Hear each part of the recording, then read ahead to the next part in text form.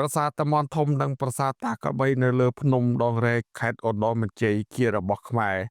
កំពុងតែទាក់ទាញការកំសាន្តនៅតំបន់ជាដែនកម្ពុជាថៃប្រជាពលរដ្ឋប្រសង់ត្រីរាជការបានអញ្ជើញមកពីបណ្ដាខេត្តផ្សេងជាបន្តបន្ទាប់មកកំសាន្តតំបន់ព្រំដែន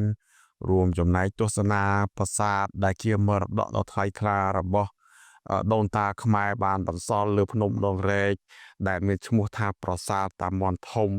និងប្រាសាទតាក្របីដែលមានចម្ងាយប្រមាណជាង10គីឡូម៉ែត្រពីគ្នាស្ថិតនៅលើខ្នងភ្នំដងរែកនាបន្ទាត់ព្រំដែនកម្ពុជាថៃ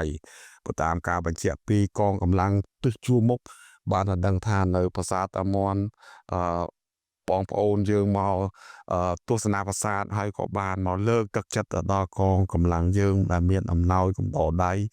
ទាំងប្រជាពលរដ្ឋមន្ត្រីរាជការអង្គភាព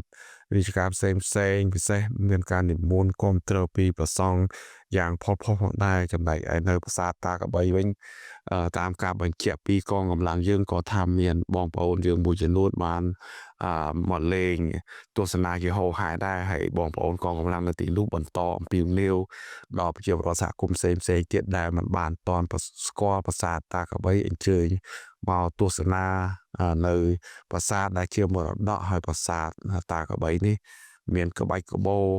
ស្រស់ល្អស្អាតហើយมันមានការទ្រុឌទ្រោមបាក់បែកដូចនៅប្រាសាទតាមាន់ធំនោះទេកងកម្លាំងដែលឈរជើងនៅទិសខេត្តឧត្តរមានជ័យចំណុចប្រាសាទតាមាន់ធំនិងប្រាសាទតាកបីក៏បានអរគុណទៅដល់ប្រជាពលរដ្ឋប្រសង់មន្ត្រីរាជការកងកម្លាំងដែលបានមកទស្សនាប្រាសាទហើយបានពំនាំនៅអំណោយកំដរដៃជាបន្តបន្ទាប់មកលើកទឹកចិត្តដល់កងទ័ពយើងទាំងអស់កំពុងតែឈរជើងយ៉ាងក្លាហាន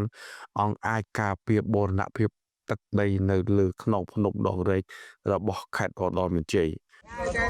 ngày nào đấy ngày nào cũng chờ ngày nào tôi lan lông giúp rồi lan chốn mày ba nên rồi trộm chơi sao đi chớp xong muôn mù ngày tôi chỉ từng ngày này khen việc đi khen tu sát khen đi miền tây khen buông năng អរគុណខ្ញុំឡៃលីធ្វើសេចក្តីរាយការណ៍ពីភ្នំដងរែក